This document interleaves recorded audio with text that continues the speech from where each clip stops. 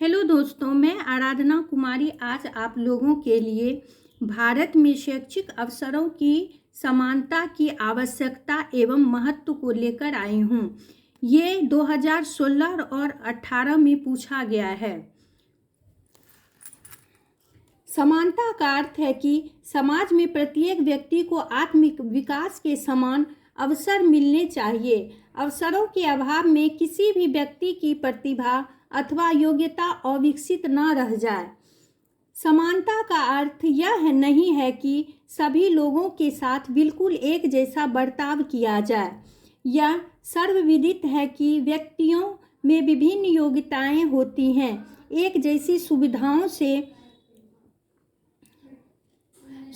से प्रत्येक व्यक्ति की आवश्यकता पूरी नहीं की जा सकती है। प्रत्येक व्यक्ति में भिन्नताएं होती है। शिक्षा में समान अवसरों का अर्थ यह है कि सभी बच्चों को स्कूल जाने तथा शिक्षा प्राप्त करने को अवसर मिले। यह नहीं कि किसी की उपलब्धि देखे बिना सभी को सभी कक्षाओं में पास किया जाए, सभी को एक जैसे ग्रेड या अंकन दिए जाए। उसका अर्थ यह भी नहीं कि प्रत्येक छात्र को वाणिज्य अथवा विज्ञान विषय कक्षा 11 में दिए जाएं। समान अवसरों का वास्तविक अर्थ यह है कि सभी को पर्याप्त अवसर मिले जिनसे उनका अधिकतम विकास हो। अगर कुछ क्षेत्रों में शिक्षा की सुविधाएं नहीं हो तो वहां सुविधाएं उपलब्ध कराई जाए। यदि कुछ छात्र पढ़ाई में कमजोर है तो उसके लिए विशिष्ट व्यवस्था की जाए ताकि छात्रों का सर्वांगीण विकास संभव हो सके। छात्रों में व्यक्तिगत भिन्नता के आधार पर शिक्षा दी जानी चाहिए। अधिक तेज छात्रों और सामान्य छात्रों में अंतर को देखते हुए शिक्षा दी जानी चाहिए। भौतिक शारीरिक की बनावट और सामान्य शारीरिक बनावट के अतिरिक्त उनकी मानसिक और उनके विचार, रुचि, ढंग, अभिवृत्ति आदि में अंतर होता है। अतः सभी को एक ही प्रकार की शिक्षा देने और समान अवसर प्रदान करने से यह आवश्यक नहीं है कि सबका विकास एक समान हो।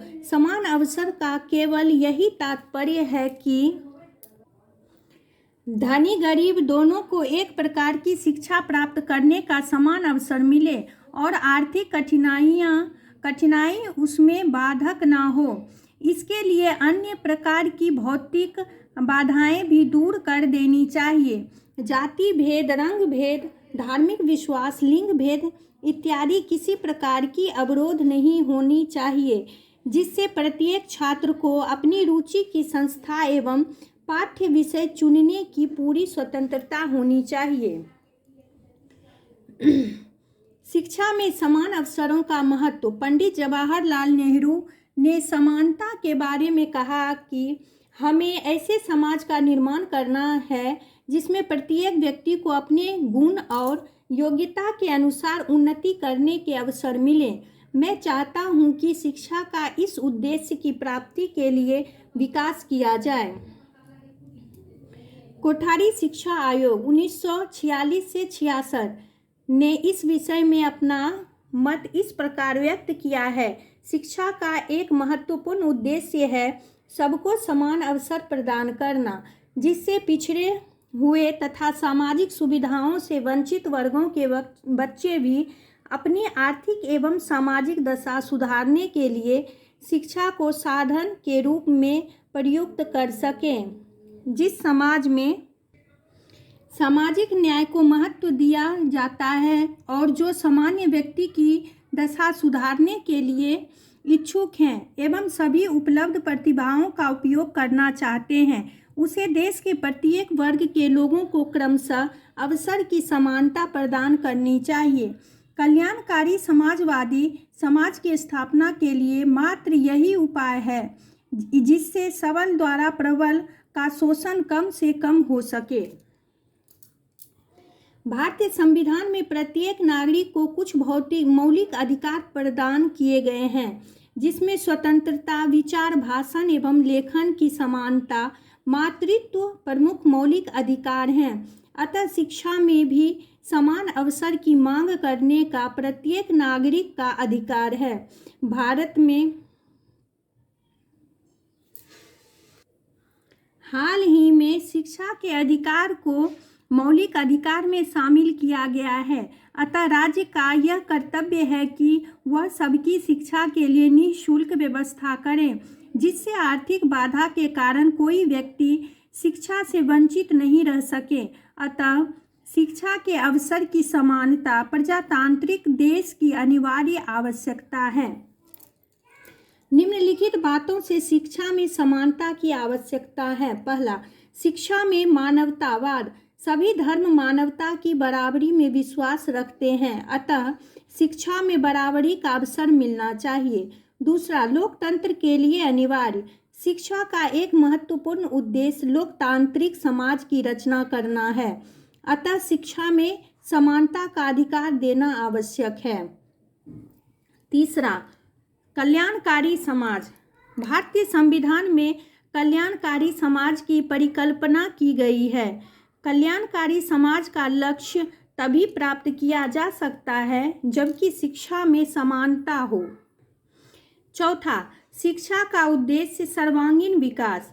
सर्वांगीण उद्देश्य की प्राप्ति की मांग है कि शिक्षा में समान अवसर उपलब्ध हो। पांचवा, देश का आर्थिक विकास। देश के आर्थिक विकास में सभी नागरिकों की भागीदारी होनी चाहिए। जब तक सभी नागरिकों को शिक्षा के समान अवसर उपलब्ध नहीं होंगे, तब तक देश की आर्थिक विकास संभव नहीं है। छठा, मानव अधिकार। संयुक्त राष्ट्र संघ के मानव अधिकार में सार्वभौमिक घोषणा पत्र 1948 में शिक्षा के अधिकार का समर्थन किया गया है। सातवां, प्रतिभा की खोज। समाज में विभिन्न प्रकार की प्रतिभा वाले व्यक्ति होते हैं। शिक्षा में जब समान अवसरों की व्यवस्था होगी तो छिपी हुई प्रतिभा को विकसित होने का अवसर मिलेगा। आठवां, आधुनिकीकरण। समाज में प्रत्येक क्षेत्र अर्थात सामाजिक तथा राजनीतिक को आधुनिकीकरण के लिए आवश्यक है कि सभी के लिए शिक्षा के समान अवसर उपलब्ध हों। दोस्तों, मेरी यह वीडियो अच्छी लगी हो तो please like, share and comments करें।